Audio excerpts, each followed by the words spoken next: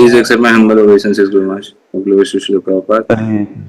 सभी भक्तों को मेरा सादर प्रणाम है। तो कल जैसे हमने परम पूज्य श्री भक्ति सार गोविंदानंद स्वामी महाराज के मुखारविंद से पानीहाटी उत्सव की लीला या कथा श्रवण की और आज उसका दूसरा सत्र है, जिसमें स्वयं श्रीमान राधापाद प्रभु जो कि पानीहाटी के, मुझे उसके लिए कहने की कोई आवश्यकता नहीं है क्या है पानीहाटी से उनका संबंध क्या है, या गुरु महाराज जी ने सुंदर वर्णन किया कि वे धाम गुरु है या सबसे अधिक जानकारी उनके ही पास है। प्रभु जी का कल मैं एक सेशन देख रहा था, लगभग 55 मिनट प्रभु जी ने जूम पे कुछ भक्तों को संबोधित करते हुए, कल नहीं पहले, बहुत ही सुंदर एक प्रेजेंटेशन दिया है। पानीहाटी धाम, पानीहाटी उत्सव, कौन सी स्थलियां है पानीहाटी में, दर्शनीय स्थलियां। तो आज हमारा परम सौभाग्य है कि पानीहाटी धाम के धामवासी से, वहाँ के अध्यक्ष से, वहाँ के प्रेमी भक्त से, केवल अध्यक्ष फॉर नेम नहीं है प्रभु जी, ऐसा नहीं कि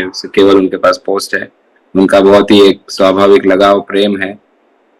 और अभी हम उज्जैन में मिले थे तो प्रभु जी वर्णन कर रहे थे कि किस प्रकार से कितनी मेहनत कर रहे हैं श्रील प्रभुपाद और परम पूज्य श्रील भक्ति चारू स्वामी गुरु महाराज जी का स्वप्न साकार करने, पानीहाटी में इस्कॉन का एक केंद्र हो, इस्कॉन का एक मंदिर हो। ऑलरेडी अभी हमारा छोटा सेंटर है, but they are working really hard and Radhapad Prabhu पूरा लीड ले रहे हैं उस हार्ड डीलिंग में श्री प्रभुपाद जी की इच्छा पूर्ण करने। तो ज्यादा समय न लेते हम राधापाद प्रभु से अनुरोध करते हैं आज की कथा प्रारंभ करें, और आप सभी से भी अनुरोध है कि अपने नाम जप को विराम दे दीजिए और ध्यान पूर्वक आज की टॉक या आज की कथा श्रवण करने तैयार रहिए। हरे कृष्णा।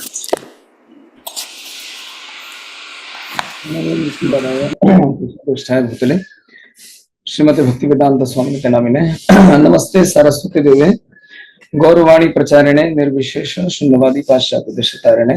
जय श्री कृष्ण चैतन्य प्रभु नित्यानंद श्री अद्वैत गदाधर शिवासादि गौर भक्त वृंद। हरे कृष्ण कृष्ण कृष्ण हरे हरे, हरे राम राम राम हरे। तो सर्वप्रथम परम पूज्य श्री श्रीमद लोकनाथ स्वामी गुरु महाराज के चरणों में मेरा प्रणाम है। गुरु महाराज जी का आदेश था कि कुछ बोल सकूं, तो यद्यपि थोड़ा 5 दिन से चिल्ला के गला बैठा हुआ है, इसलिए शायद आवाज आपको अच्छे से नहीं आएगी, तो उसके लिए पहले क्षमा याचना कर लेता हूँ। थोड़ा सा आपके स्पीकर का वॉल्यूम बढ़ा लीजिएगा सुनते समय। तो गुरु महाराज का आदेश था कि पानीहाटी की महिमा को कुछ कहूँ। वास्तव में देखिए, पानीहाटी की महिमा, किसी भी धाम की महिमा जो है, महिमा अनंत है। क्योंकि ये जो धाम है, जैसे कि आजकल हमारे पश्चिम बंगाल में इसको लेके बहुत हल्ला चल रहा है कि वो जगन्नाथ धाम कैसे नाम दे दिया, दीघा में नया मंदिर बनाया उसको। तो वास्तव में धाम जो है ये चेतना की स्थिति है, स्टेट ऑफ कॉन्शियसनेस। तो हमारी जो चेतना की स्थिति होती है उसके अनुसार धाम अपने आप को हमारे समक्ष प्रकट करता है। धाम के ऊपर माया का एक जाल होता है, तो हमें माया के उस जाल में नहीं फंस करके हमको वास्तविक धाम के दर्शन करना है। तो वास्तविक धाम के दर्शन कैसे होते हैं? जब हमारे हृदय में भगवान के लिए प्रेम होता है, तब धाम जो है अपने आप को हमारे समक्ष प्रकट करता है। तो इसलिए धाम जो है वास्तव में केवल रहने मात्र से प्रकट नहीं होता, रहने मात्र से धाम समझ में नहीं आता। धाम के लिए हमारी चेतना वैसी होनी चाहिए। तो जैसे कि भगवान के सारे धाम हैं, लीलाएं हैं, तो इसमें एक स्थान है पानीहाटी। तो पानीहाटी नामक जो स्थान है, श्री चैतन्य महाप्रभु की लीला में इसका बहुत अधिक महत्व है। क्यों महत्व है? क्योंकि चैतन्य महाप्रभु 4 स्थानों पे नित्य निवास करते हैं। शचीर रंधने, यानी कि शची माता जहाँ रसोई करती है वहां पे। नित्यानंद नर्तने, यानी कि नित्यानंद प्रभु जहाँ नृत्य करते हैं, नाचते हैं। श्रीवास अंगने, जिसको अपन हिंदी में बोलते हैं आंगन, वो बंगला में प्यार छंद में बन जाता है अंगन। श्रीवास अंगन है, श्रीवास ठाकुर का जो आंगन है। और चौथा है राघव भवन है। तो ये जो स्थान है राघव भवन, ये राघव भवन पानीहाटी में, तो यहाँ पे महाप्रभु का नित्य निवास है। यद्यपि टेक्निकली स्पीकिंग धाम नहीं है, फिर भी धाम है। क्यों? क्योंकि भगवान जहाँ रहते हैं वो स्थान धाम के समान है। तो ये स्थान क्यों इतना प्रसिद्ध है? प्रसिद्ध होने का एक कारण है, यहाँ पर राघव पंडित निवास करते हैं। राघव पंडित ये भगवान के बहुत ही शुद्ध भक्त हैं, और किस प्रकार से ये यहाँ पर आए इसके बारे में मैं संक्षेप में वर्णन करूंगा। पिछले वर्ष मैंने इसी समय महाराज जी के आदेश पे कुछ कथा कही थी, तो वहां शायद बोलते में मैंने एक मिस्टेक कर दी थी कि ये कथा मैं 30,000 बार कह चुका हूँ।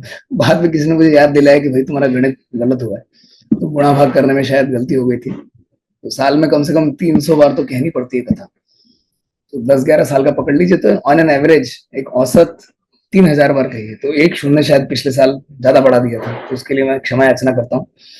तो राघव पंडित ये भगवान के बहुत शुद्ध भक्त हुए।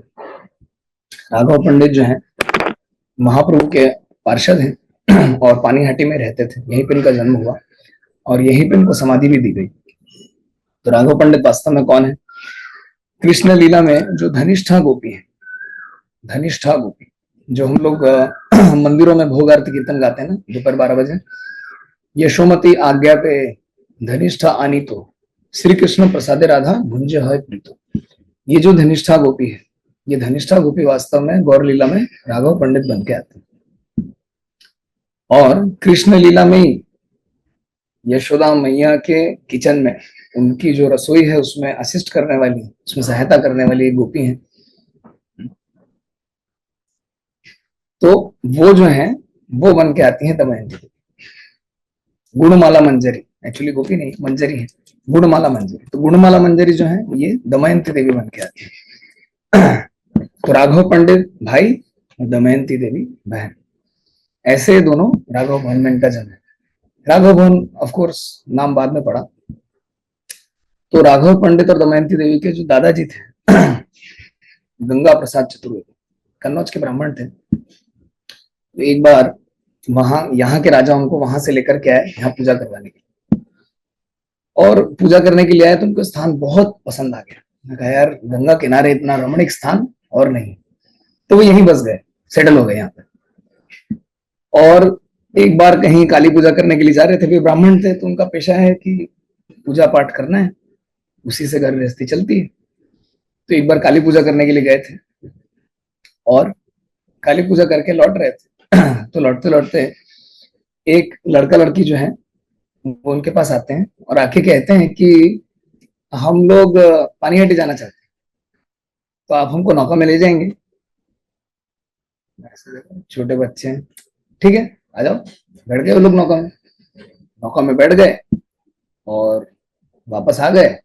वो पानीहाटी में उतरे, अपने घर चले गए, याद ही नहीं रहा लड़के लड़की के बारे में, सो गए। रात को लड़का लड़की के सपने में बोलते हमको वहीं छोड़ दिया। तो अचानक नींद टूटी, घबरा गए, वो उठ के दौड़े गंगा किनारे, और गंगा किनारे आए तो उन्होंने देखा वहां पे राधा कृष्ण के सुंदर विग्रह खड़े हुए। तो इस प्रकार से उनको राधा मदन मोहन की प्राप्ति हुई। सोचिए कितना भगवान के कितने शुद्ध भक्त थे। अभी कुछ समय पहले गुरु महाराज जी कह रहे थे कि मैं धाम गुरु नहीं। वास्तव में असल में देखा जाए तो ये विग्रह किसी के स्वप्न में आना ये साधारण बात नहीं है। आप सभी जानते होंगे, मैं अपने शुद्धिकरण के लिए दोहरा रहा हूँ। अगर आपको पता होगा आज जो है पुरी में सब लोग जा रहे हैं, कई भक्त लोग जा रहे हैं क्योंकि कल जो है स्नान यात्रा है। तो पुरी के स्थान पास ही जो स्थान है भुवनेश्वर, हमारे इस्कॉन भुवनेश्वर में जो छोटे छोटे गौर निताई, ये महाराज जी के गौर निताई किनके सपने में है? महाराज जी के सपने में है, और महाराज जी को आदेश दिया कि हम यही रुकना चाहते हैं।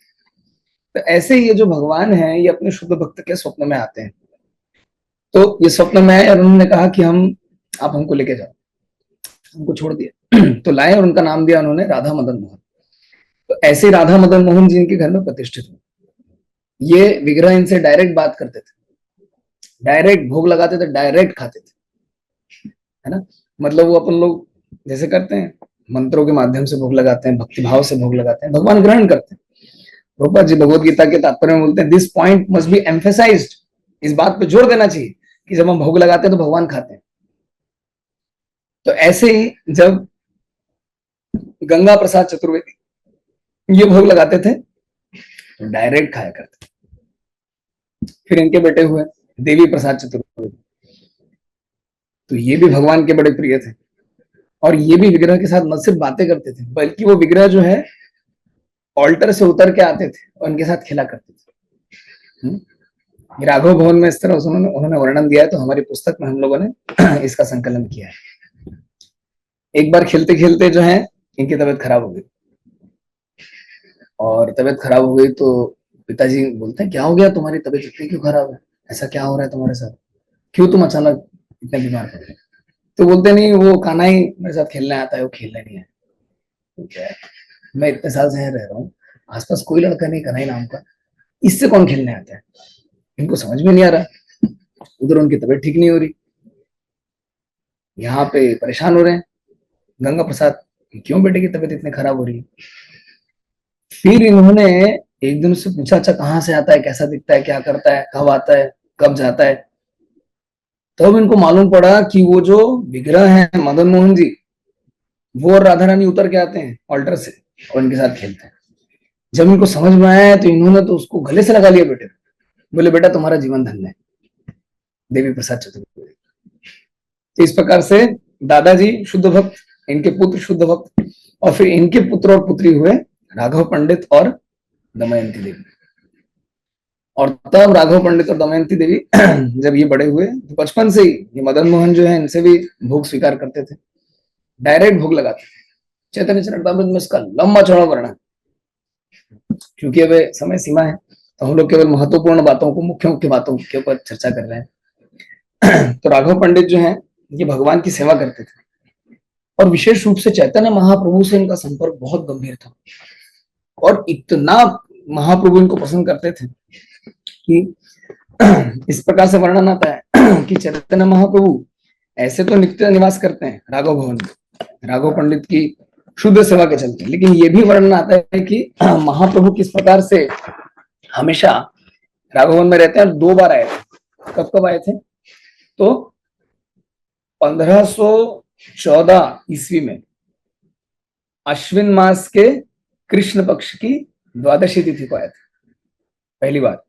तब ये जो है जगन्नाथपुरी जा रहे थे, और 1515 ईस्वी में फाल्गुन मास की कृष्ण पक्ष की एकादशी तिथि को, जब ये जगन्नाथपुरी से वृंदावन की यात्रा कर, उस समय महाप्रभु यहाँ पे आए थे। इस तरह से ये रिकॉर्ड है।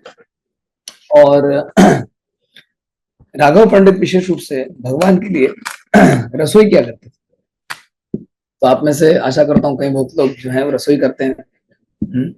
रसोई पाक कला में तो हमारे इस्कॉन के भक्त वैसे ही बड़े दक्ष होते हैं। तो ये जो रसोई करने में राघव पंडित के चैतन्य चरितामृत मध्य लीला 15 नंबर अध्याय श्लोक संख्या 84 से 87, ये 4 श्लोकों के अंदर 8 गुणों का वर्णन, कैसे राघव पंडित भगवान की सेवा करते थे।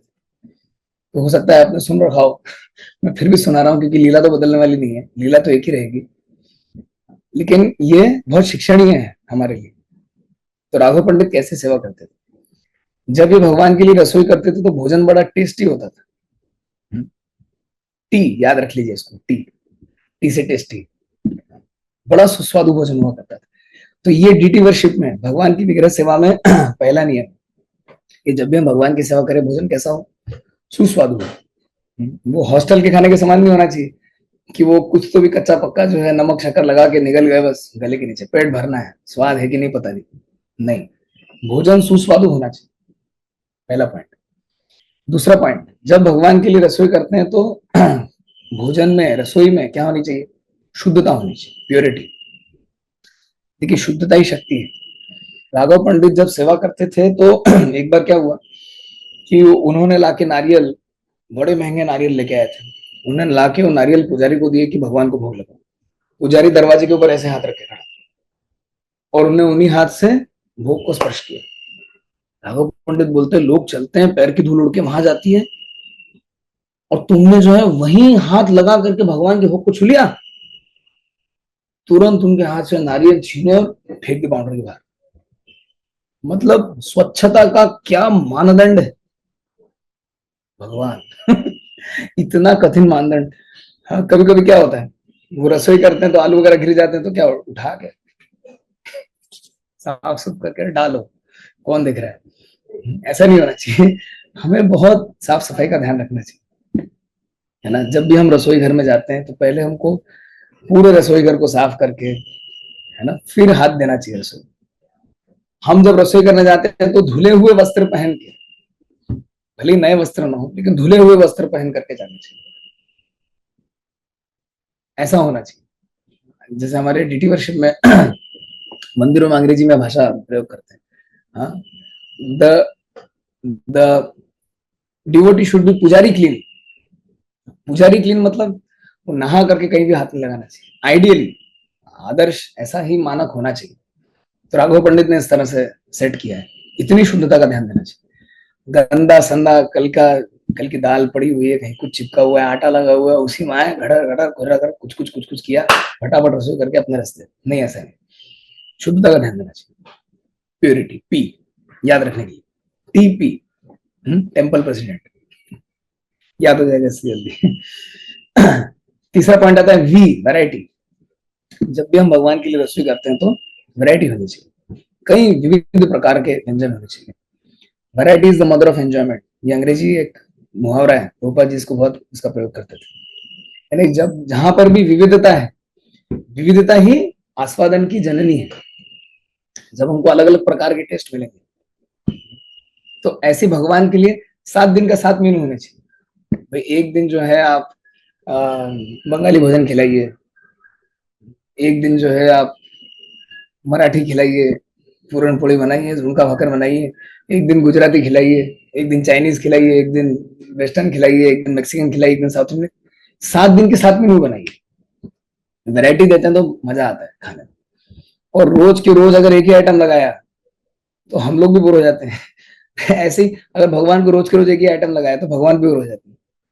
वो मदन मोहन जो है वृंदावन वाले, याद है ना, अद्वैताचार्य की विग्रह जो बाद में सनातन गोस्वामी को मिले। वो रोज रोज उनको वो बाटी खिलाया करते थे। वो बोलते अरे सनातन, थोड़ा नमक तो लाके दो कम से कम, कुछ तो टेस्ट मिलेगा।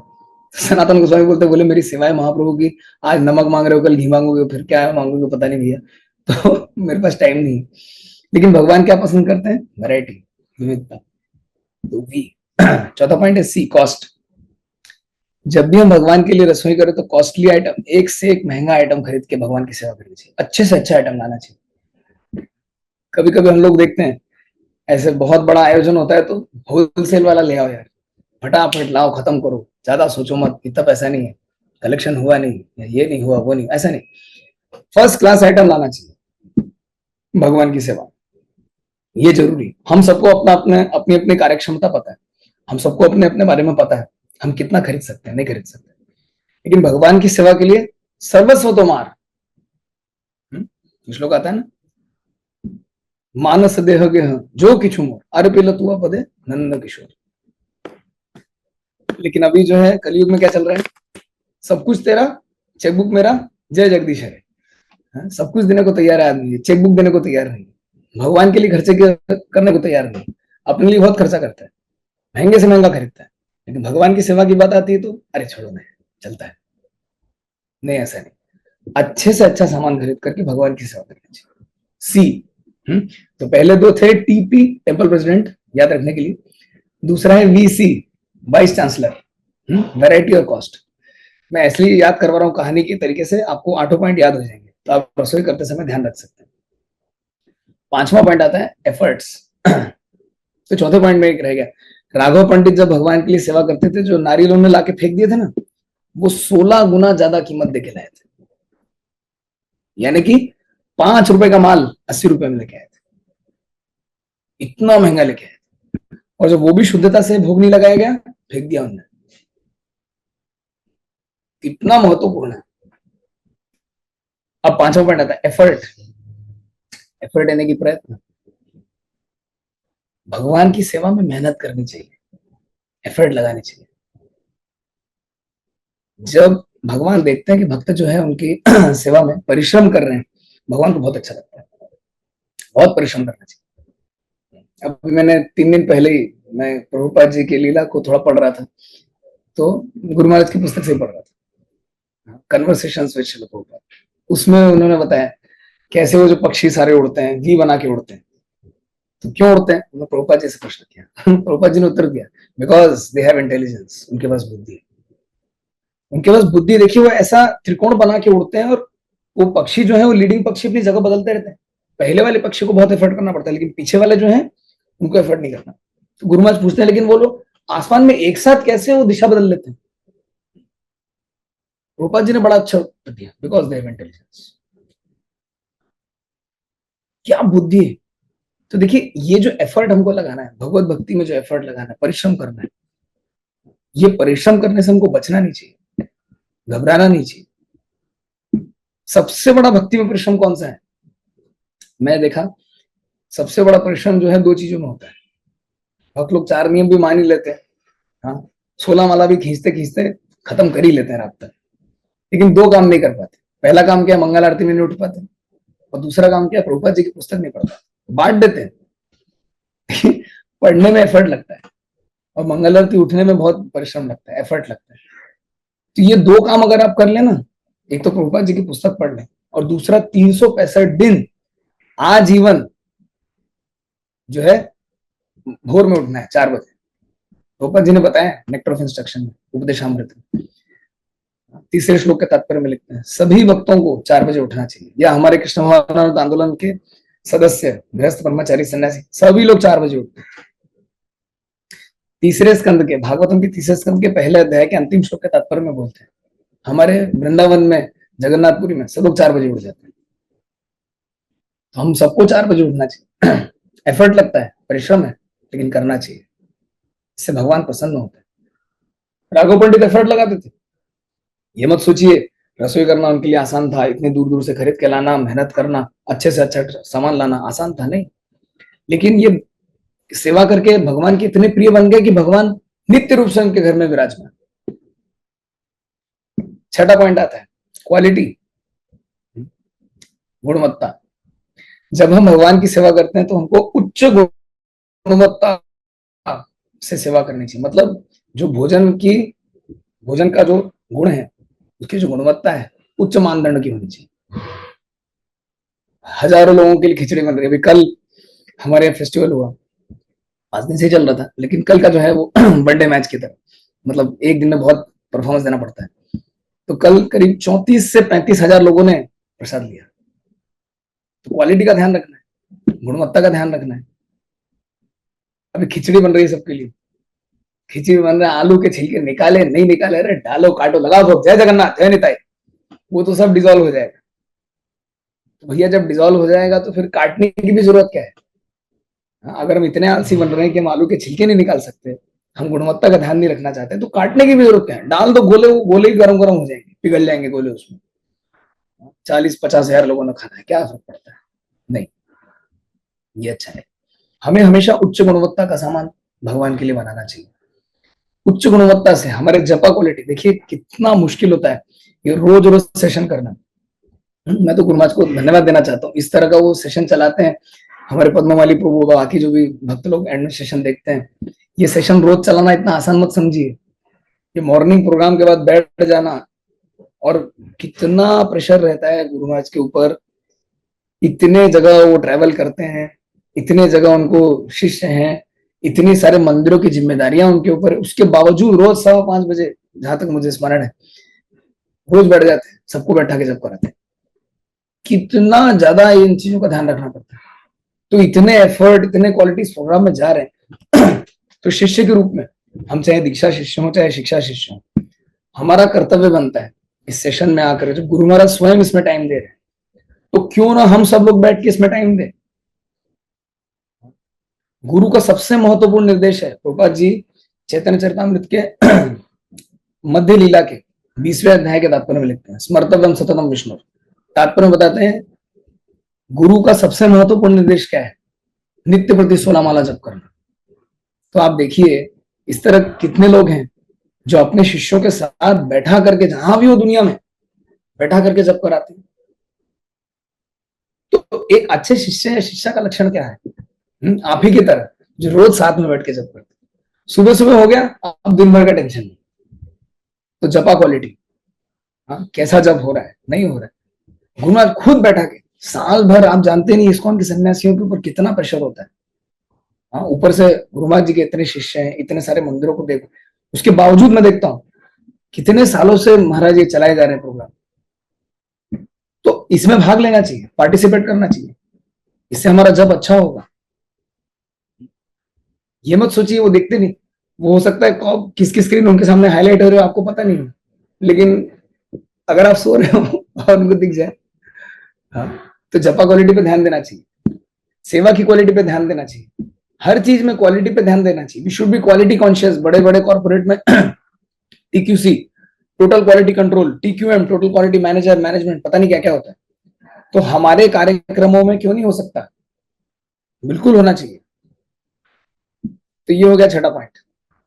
पहले दो पॉइंट क्या थे? टीपी याद रखने के लिए, दूसरे पॉइंट क्या थे? वीसी, तीसरा चौथा, पांचवा छठवा हो गया ईक्यू, अर्थक्वेक, याद रखने के लिए, टीपी वीसी ईक्यू। सातवां पॉइंट आता है अटेंटिवनेस, सावधानी हटी दुर्घटना घटी। जहां पे भक्ति करते हुए हम असावधान हो जाते हैं, सतर्कता चली जाती है, वहीं पे दुर्घटना होती है। जैसे वो सब्जी काटते में होता है ना, सब्जी काटे ठक ठक ठक ठक, 1 सेकंड में उंगली कट जाती है, 1 सेकंड लगता है, सावधानी हटी दुर्घटना घटी। गाड़ी चलाते हुए नींद आ जाती है कभी कभी ड्राइवर को, एक्सीडेंट हो जाता है। ऐसे ही सेवा करते करते भी एक्सीडेंट होता है, अपराध होता है, नहीं होना चाहिए। अगर हम सतर्क रहेंगे, सावधान रहेंगे, नहीं होगा अपराध। तो हमको बहुत अटेंटिवली, बड़े ध्यान से सेवा करनी चाहिए। हमको जो भी काम हम कर रहे हैं, हम सेवा कर रहे हैं, हम साधना कर रहे हैं, हम प्रचार कर रहे हैं, जो भी कर रहे हैं, हमको बहुत अटेंटिवली ध्यान से करना चाहिए। ये बहुत महत्वपूर्ण है। तो न सिर्फ डीटी वर्शिप में, न सिर्फ भगवान की रसोई में, अगर हम रसोई कर रहे हैं, हमारा ध्यान नहीं। अभी कल हमारा लास्ट में एक जो लॉर्ड बना, तो क्या है, रघुनाथ दास गोस्वामी ने कपूर मिलाया था, तो कपूर मिलाते हुए किसी ने ज्यादा कपूर फेंक दिया, अरे वो पूरा लॉर्ड सत्यानाश हो गया उसका, वो पूरा टेस्ट ही खराब हो गया उसका। क्यों? लिटिल इनअटेंटिवनेस, थोड़ी सी असावधानी, पूरा का पूरा मतलब समझिए कम से कम 250 किलो का सामान खराब हो गया। तो हमको सावधान रहना चाहिए, ये महत्वपूर्ण है। और आठवां पॉइंट आता है अनअलॉयड लव, यानी कि विशुद्ध प्रेम। जब भी हम भगवान की सेवा करते हैं तो हमको प्रेम के साथ सेवा करनी चाहिए। अगर हम इतना कुछ कर रहे हैं लेकिन मन में प्रेम नहीं, हमको गुस्सा आ रहा है, हम परेशान हो रहे हैं, हम जो है वो त्रस्त हो गए, कब तक सेवा करूंगा, खत्म ही नहीं होते ये लोग, तो भगवान स्वीकार नहीं करेंगे सेवा। हमारे कल ऐसे ही हो रहा था, लोग खत्म ही नहीं हो रहे थे, सारे सेवा करने वाले थक गए, प्रभु जी कब खत्म होंगे। मैंने कहा ये तो प्रभु जी भेज रहे ऊपर वाले, बड़े प्रभु जी अब वो भेजना बंद करेंगे तब खत्म होगी सेवा। सेवा खत्म नहीं हो रही, क्या करें? लोग आना ही खत्म नहीं हो रहे हैं, दुनिया भर के drop gates, barriers, boom barrier, पता नहीं पुलिस ने क्या क्या लगाया था, लेकिन बावजूद उसके लोग आ ही रहे हैं। हर बार अमूमन 1:30-2 बजे तक खत्म हो जाता है, लोग आना बंद हो जाते हैं। कल तो खत्म ही नहीं हो रहे थे, शाम तक चला, रात तक चला डिस्ट्रीब्यूशन। तो अगर प्रेम नहीं है तो हम सेवा नहीं कर पाएंगे, तो रसोई नहीं कर पाएंगे। माँ के हाथ का खाना क्यों अच्छा लगता है? क्योंकि प्रेम होता है उसमें, है ना। जब हम प्रेम से सेवा करते हैं ना, तभी वो भक्ति बनती है, अन्यथा भक्ति नहीं बनती। तो सेवा हमेशा प्रेम के साथ की जानी चाहिए, ये बात बहुत महत्वपूर्ण है। तो इस तरह से 8 पॉइंट है, टीपी वीसी ईक्यू एयू। फिर से बता देता हूँ, कहानी बता रहा हूँ, उससे आपको 8 पॉइंट याद हो जाएंगे। टेम्पल प्रेसिडेंट ने आके वाइस चांसलर से बोला कि आपके कॉलेज का लड़का हमारे मंदिर में आया था, लेकिन उसने मंदिर में ऐसा तहलका मचाया मानो अर्थक्वेक आ गया, ईक्यू। लेकिन उन्होंने जब पलट के देखा तो लड़का सामने बैठा था, बोलते ए यू तू। टीपी वीसी ईक्यू एयू, हाँ, taste, purity, variety, cost, effort, quality, attentiveness, unalloyed love, विशुद्ध प्रेम। तो राघव भवन में और भी बहुत सारी लीलाएं हैं, तो वो मैं नहीं बता रहा हूँ अभी क्योंकि हमारा समय की सीमा है, लेकिन फिर भी शॉर्ट बता देता हूँ। राधा द्वितीय के जो अवतार है गदाधर दास, ये एक बार राघव भवन में आए थे और महाप्रभु ने अपने चरण कमल उनके सिर पे रखे। और राघव भवन में एक बार नित्यानंद प्रभु ने बोला राघव पंडित से, राघव पंडित मेरा अभिषेक करो। तो बोले ठीक है प्रभु। उनको बैठाया, गंगा जल लाया, दूध लाया, ये लाया, वो लाया, दुनिया भर का अभिषेक किया। अभिषेक करने के बाद बोलते राघव पंडित मेरे लिए जो है वो माला लेके आओ, कदम पुष्प की माला लेके आओ। तो बोलते प्रभु अभी कदम का सीजन नहीं, कहां से लेके आऊंगा। तो बोलते कृष्ण की कृपा से कुछ भी संभव, जाओ देखो। तो बाहर गए, उनके गार्डन में जम्बूरे का वृक्ष होता है ना, जम्बूरे के वृक्ष पे कदम के फूल लगे हुए थे। तो क्या है असंभव है, नित्यानंद प्रभु की कृपा से कुछ भी संभव। तो फिर उन्होंने फटाफट माला गाथी और ला करके नित्यानंद प्रभु को पहनाई। और जब नित्यानंद प्रभु को माला पहनाई तो दमनक पुष्पों की गंध आने लगी सब। तो दमनक पुष्पों की माला कौन पहनते हैं? चैतन्य महाप्रभु। आपने देखा होगा जो हमारे बड़े वाले पंचतत्व है मायापुर में, उसमें महाप्रभु को पीले रंग की माला पहनाते हैं, पीले फूलों की माला कभी कभी दिखती है, वो दमनक पुष्पों की माला है। अगर कोई दिखा दे या शेयर कर दे तो शायद समझ में आ जाएगा। तो सिद्धांत क्या है? जब हम गुरु का सम्मान करते हैं, जब हम गुरु की पूजा करते हैं, वास्तव में गौरांग प्रसन्न होते हैं। इसलिए हमारे फिलोसफी में क्या लिखाते हैं? श्री श्री गुरु गौरांग जय। तो हाँ, गुरु गौरांग की जय। गुरु गौरांग मतलब नित्यानंद महाप्रभु और चैतन्य, नित्यानंद प्रभु और चैतन्य महाप्रभु। उसके बाद और भी बहुत कुछ है, मैं कट शॉर्ट करके बता रहा हूँ। ये जो फेस्टिवल है चेड़ा नदी महोत्सव कैसे हुआ? हर साल नित्यानंद प्रभु भक्तों को लेकर के जगन्नाथपुरी जाया करते थे। जगन्नाथपुरी जाते थे तो एक बार आते हैं तो महाप्रभु ने बोला नित्यानंद तुम अगले साल से मत आना, बंगाल में रह के बचा दो। अगले साल तो प्रभु फिर आ गए। तो महाप्रभु बोलते हैं नित्यानंद, तो नित्यानंद बोलते मैं जगन्नाथ दर्शन करने के लिए आया। प्रभुपाद जी तात्पर्य में लिखते हैं अगर हम भगवान के नाम का प्रचार छोड़ करके भगवान के दर्शन में लगे हुए हैं तो ये इंद्रिय तृप्ति है। सोचिए कितना सूक्ष्म विचार है इंद्रिय तृप्ति का। तो हमको इंद्रिय तृप्ति नहीं करनी, हमको वो करना है जो हमसे करने के लिए कहा जा रहा है। तो जब महाप्रभु कहते हैं कि भगवान के नाम का प्रचार करो, तो नित्यानंद प्रभु ने मान लिया। सर्वप्रथम बंगाल में आए पानीहाटी। पहले तो नदिया गोदरू में नित्यानंद महाजन महाप्रभु ने नामट बनाया था, लेकिन महाप्रभु के संन्यास लेने के बाद सर्वप्रथम उन्होंने बंगाल में आकर के प्रचार शुरू किया। और कहां से आए? बंगाल से आए, पानीहाटी। 3 महीने थे यहाँ पे। 3 महीने में उन्होंने जो लीला की है, वृंदावन ठाकुर कहते हैं कि भविष्य में वेदव्यास फिर से आएंगे, इन 3 महीने के लीलाओं को संकलित करने के लिए ग्रंथों की रचना करें, ऐसा लिखा। उसी सीरीज में हमारी ये पुस्तक है glorious history of Panihati. Of course Vedvyas ने रचना नहीं की है, लेकिन ये महत्वपूर्ण है। 3 महीने तक लीला की, इतना कीर्तन नृत्य कराया। बच्चे जो हैं शेर के समान दहाड़ रहे थे, उछल रहे थे, कूद रहे थे, एक एक पत्ते पे, वृक्ष के एक एक पत्ते पे लाखों लोग। कैसे संभव?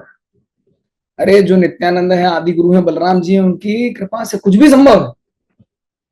तो इस प्रकार से ये लीला चली और नित्यानंद प्रभु आए, वृक्ष के नीचे बैठे हुए थे।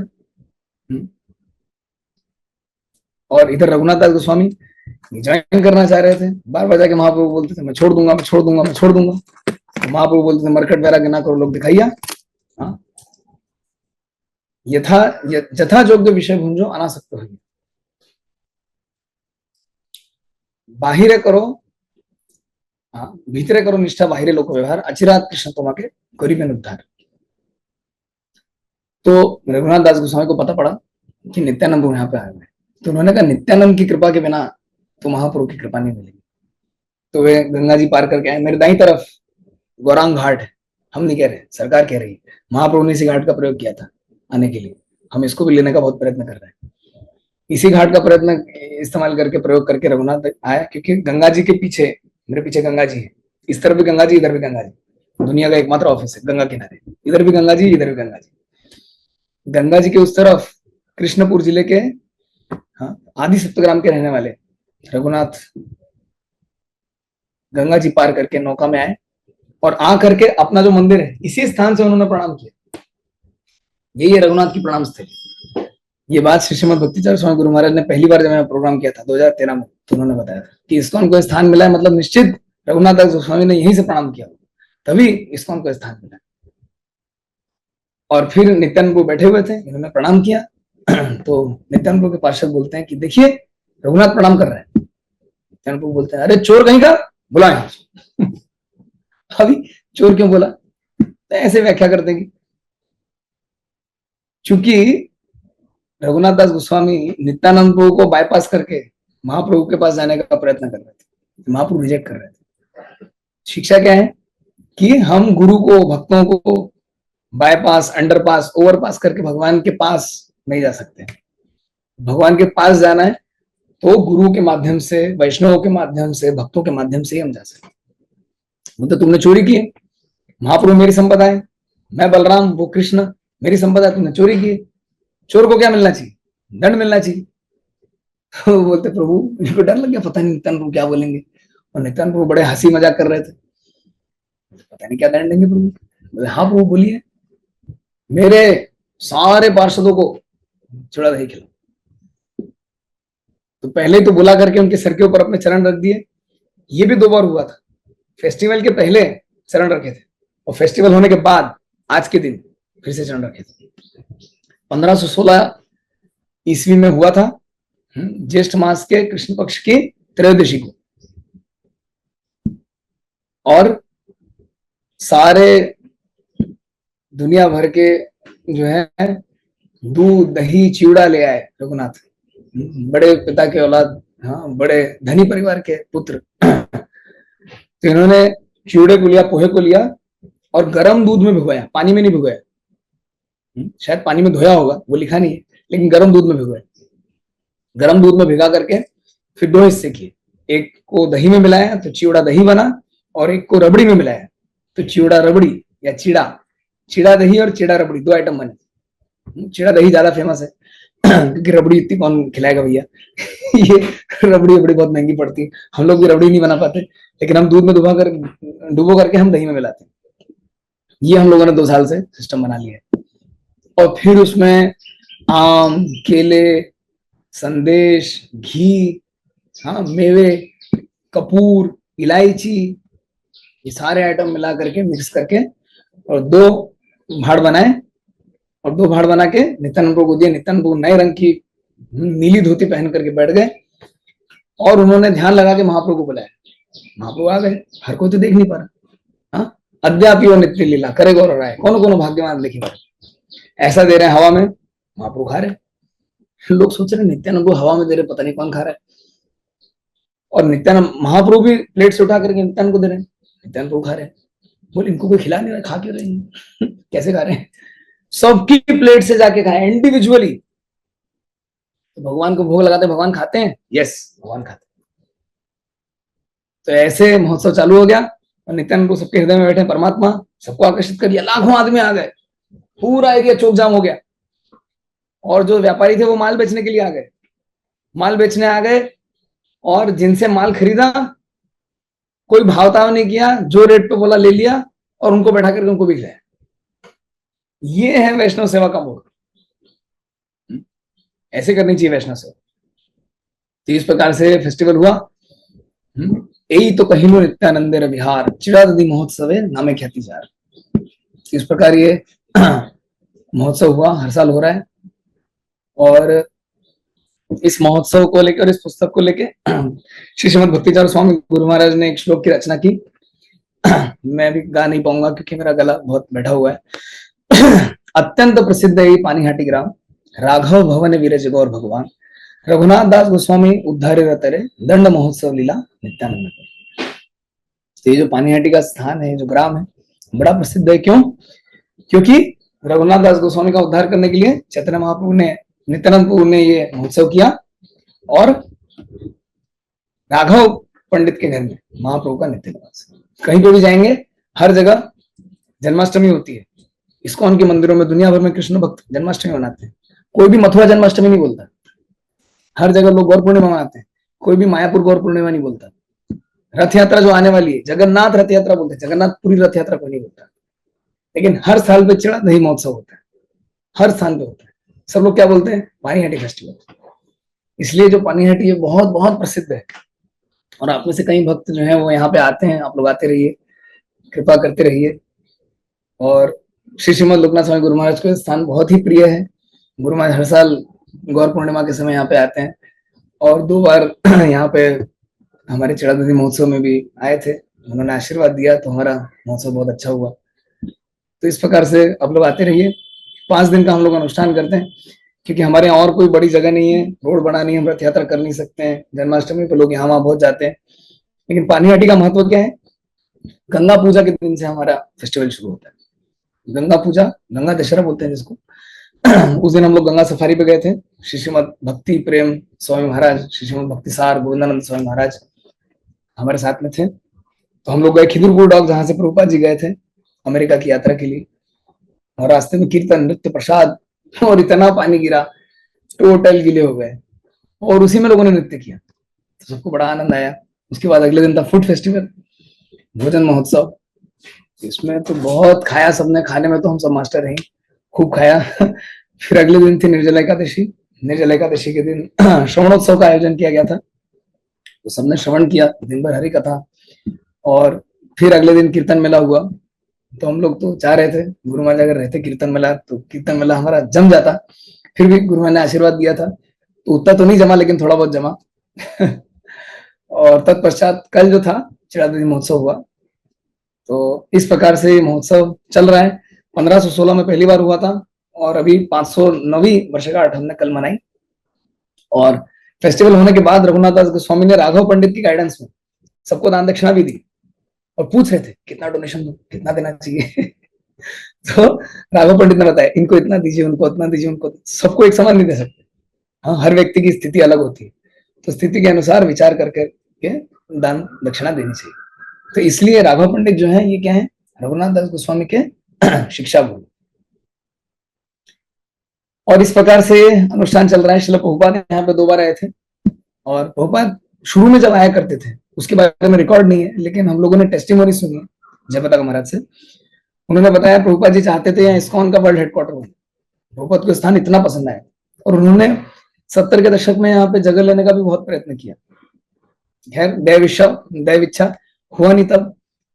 और बीटी रोड के पास में एक पियरलेस नगर बोल के बहुत बड़ी जगह है, वो लेने के लिए प्रयत्न था। यहाँ पे जगह लेने का प्रयत्न था, किसी कारण से हुआ नहीं। सीपीएम की सरकार थी, कम्युनिस्ट थे, तो नहीं हुआ। किंतु बाद में तो खैर भगवान की इच्छा से मायापुर में बना। प्रभुपाद जी की इच्छा थी कि यहाँ से लेकर के जो है मायापुर में फेरी सर्विस चले, we will conquer the whole Ganges, ऐसा उन्होंने विजन दिया है। तो अभी तक तो हम लोग कॉन्कर नहीं कर पाए, लेकिन हम लोग प्रयत्न कर रहे हैं।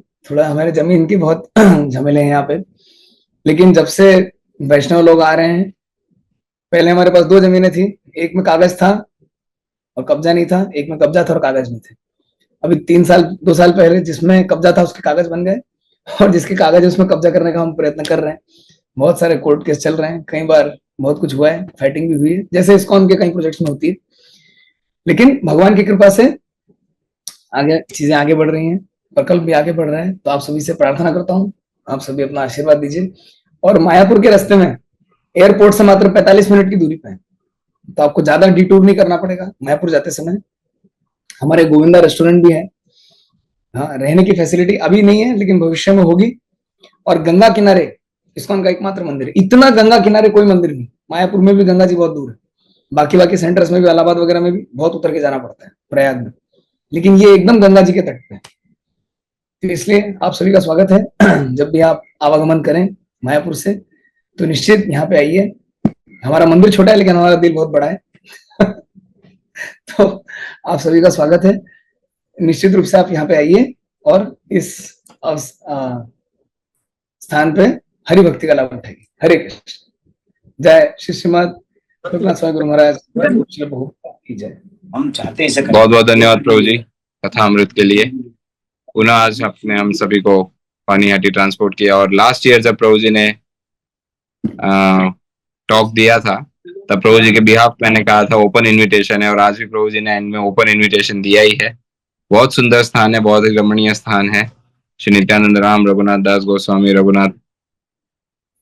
गोस्वामी राघव पंडित, श्री प्रभुपाद, गुरु महाराज, भक्ति चारू महाराज, बहुत सारे आचार्यों का कनेक्शन है इस धाम से।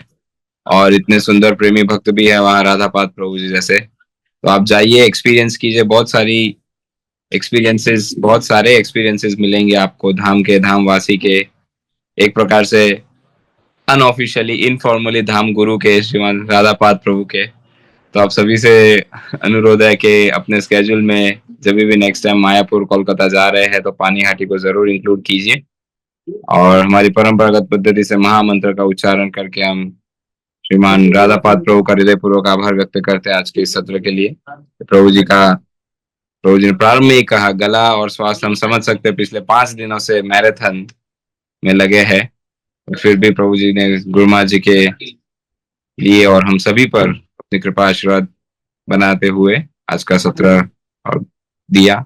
तो आइए महामंत्र का उच्चारण करके हम श्रीमान राधापाद प्रभु का आभार व्यक्त करते हैं। हरे कृष्णा कृष्ण कृष्ण हरे हरे, हरे राम राम राम हरे हरे। श्री पानीहाटी धाम की जय, श्री श्री गौर निताय की जय, रघुनाथ दास गोस्वामी की जय, श्री राघव पंडित की जय, श्री प्रभुपाद की जय, परम पूज्य श्री भक्ति चारू स्वामी गुरु महाराज की जय, परम पूज्य श्री लोकनाथ स्वामी गुरु महाराज की जय। वांछा कल्पतरुभ्यश्च कृपा सिंधुभ्य एव च पतितानां पावनेभ्यो वैष्णवेभ्यो नमो नमः। अनंत कोटि वैष्णव वृंद की जय।